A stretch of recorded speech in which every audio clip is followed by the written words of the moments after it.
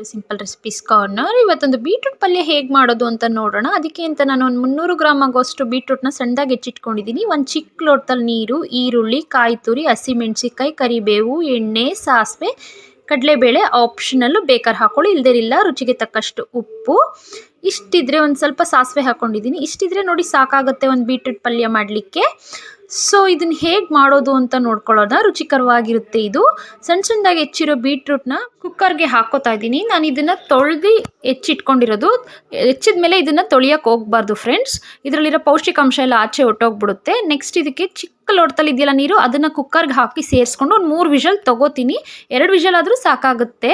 ಒಂದು ಬಾಣಲಿನ ಇಟ್ಕೊಂಡು ಕಾಯಕ್ಕಿಟ್ಟು 1.5 ಸ್ಪೂನಷ್ಟು ಎಣ್ಣೆ ಹಾಕ್ಕೊಂಡು ಸ್ವಲ್ಪ ಸಾಸಿವೆ ಹಾಕೊಳ್ಳೋಣ. ಎಣ್ಣೆ ಕಾದ್ಮೇಲೆ ನೆಕ್ಸ್ಟ್ ಅದು ಚಿಟಪಟ ಅನ್ನೋವರೆಗೂ ವೆಯ್ಟ್ ಮಾಡಿ. ಅದು ಚಿಟಪಟ ಅಂದಮೇಲೆ ಕಡಲೆಬೇಳೆನ ಅದಕ್ಕೆ ಸೇರಿಸೋಣ. ಕಡಲೆಬೇಳೆನ ಸ್ವಲ್ಪ ಫ್ರೈ ಮಾಡಿ ನೆಕ್ಸ್ಟ್ ಇದಕ್ಕೆ ನಾನು ಸಣ್ಣ ಸಣ್ಣದಾಗಿ ಉದ್ದಕ್ಕೆ ಹೆಚ್ಚಿರೋ ಅಂಥ ಹಸಿಮೆಣ್ಸಿಕಾಯಿ ಹಾಕೋತೀನಿ. ಖಾರ ನಿಮ್ಗೆ ಎಷ್ಟು ಬೇಕು ಅಷ್ಟು ಹಾಕ್ಕೊಳ್ಳಿ. ನನಗೆ ಖಾರ ಇಷ್ಟು ಸಾಕು ಅನ್ನಿಸ್ತು, ಸ್ವಲ್ಪ ಹಾಕೋತಾ ಇದ್ದೀನಿ. 2 ಈರುಳ್ಳಿನ ಸಣ್ಣದಾಗಿ ಹೆಚ್ಚಿರೋದನ್ನ ಹಾಕ್ಕೊಂಡು ಚೆನ್ನಾಗಿ ಫ್ರೈ ಮಾಡೋದ ಫ್ರೆಂಡ್ಸ್. ಸ್ವಲ್ಪ ಕರಿಬೇವು ಹಾಕಿ, ಈರುಳ್ಳಿ ಬೇಯೋಕ್ಕೆ ಸ್ವಲ್ಪ ಉಪ್ಪು ಹಾಕಿದ್ದೀನಿ ಅಷ್ಟೇ. ನೆಕ್ಸ್ಟ್ ಇದು ಚೆನ್ನಾಗಿ ಫ್ರೈ ಮಾಡಿ ಬೆಂದಿರೋ ಬೀಟ್ರೂಟ್ ಇದೆಯಲ್ವ, ಅದನ್ನು ನೀರನ್ನ ಸಪ್ರೇಟ್ ಮಾಡಿ ಇದಕ್ಕೆ ಹಾಕೋತಿದ್ದೀನಿ.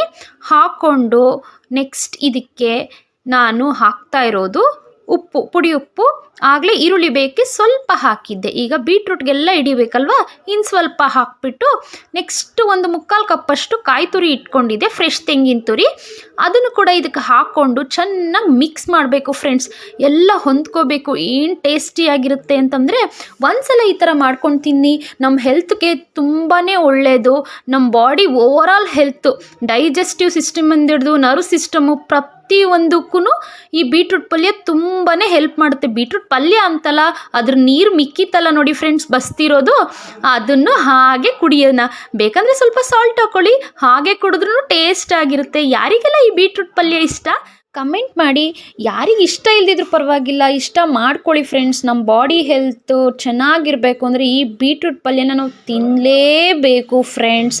ನನ್ನ ವಿಡಿಯೋ ನೋಡಿದ್ದಕ್ಕೆ ತುಂಬ ಥ್ಯಾಂಕ್ಸ್. ಲೈಕ್, ಸಬ್ಸ್ಕ್ರೈಬ್, ಶೇರ್ ಮರಿಬೇಡಿ ಫ್ರೆಂಡ್ಸ್. ಬಾಯ್ ಬಾಯ್.